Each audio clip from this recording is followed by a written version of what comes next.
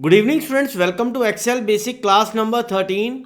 यहाँ पे हम समझेंगे सेल रेफरेंसेस के बारे में। तो पहला टॉपिक है रिलेटिव सेल रेफरेंसेस। तो हमें इस पर्टिकुलर एग्जांपल में रेवेन्यू और एक्सपेंस दे रखा है, हमें निकालनी है नेट इनकम। तो formula will be equal to this minus this. अब देखिए यहाँ पे हमने फॉर्मूला को कहीं भी कॉपी नहीं किया है, हमें एक ही सेल में फॉर्मूला को लगाना है। तो हमें यहाँ पे सेल रेफरेंसेस का इतना ध्यान रखने की ज़रूरत नहीं पड़ती है। ये by default relative cell reference रहता है।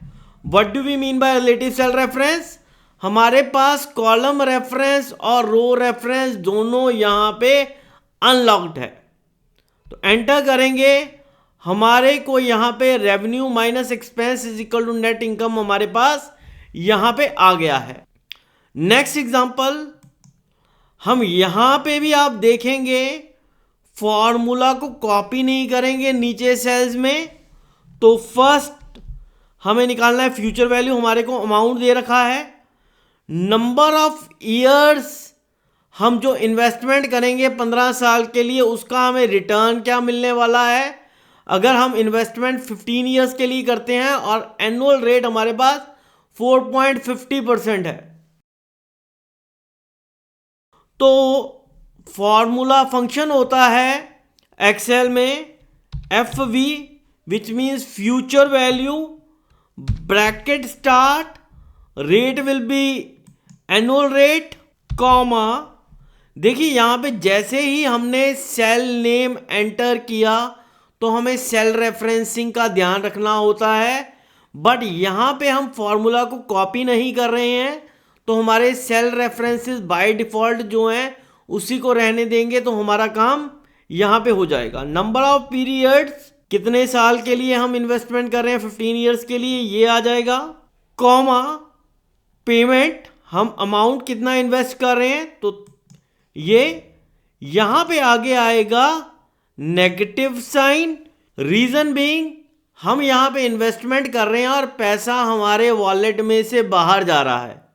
अगर हमारा कैश फ्लो हमारी तरफ से आउट हो रहा है तो यहाँ पे अमाउंट के आगे लगेगा negative sign, bracket close.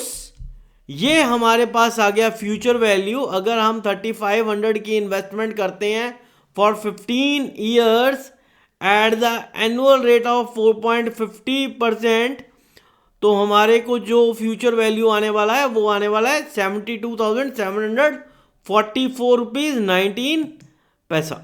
Total investment, हमारा टोटल इन्वेस्टमेंट हमने पैसा कितना लगाया है, amount multiply by number of years, enter. ये हमारी आ गई टोटल इन्वेस्टमेंट। और हमारे को इंटरेस्ट कितना मिला, future value minus total invest. तो ये आ गया हमारे पास टोटल इंटरेस्ट। तो यहां पे देखेंगे, अगर इस एग्जांपल के अंदर हमने जब भी फॉर्मूला लगाया है तो हमने फॉर्मूला को कॉपी नहीं किया है।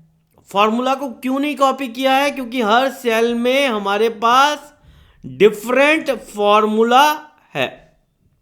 यहां पे हमने एफ वी फंक्शन का यूज किया है, F2 में जाएंगे तो हमने मल्टीप्लिकेशन का यूज किया है, और अगर हमने इंटरेस्ट का कैलकुलेशन किया तो वो भी एक डिफरेंट फंक्शन है। जब भी हमने डिफरेंट टाइप के फॉर्मूलाज लगाने हैं डिफरेंट सेल्स में, तो हमें फॉर्मूला को कॉपी करने की ज़रूरत नहीं पड़ती है। और फॉर्मूला कॉपी नहीं करेंगे तो हमें सेल रेफरेंसिंग का भी इतना ध्यान नहीं रखना होता है। बाय डिफ़ॉल्ट जो रिलेटिव सेल रेफरेंसिंग है वही यूज़ होगी। तो आप देखेंगे यहाँ पे हमारे पास अगर हमने B13 माइनस B14 का यूज़ किया है तो B13 में कॉलम रेफरेंस है B, जिसको हमने लॉक नहीं किया है। रो रेफरेंस इज 13, जिसको हमने लॉक नहीं किया है, और सेम इज विद B14।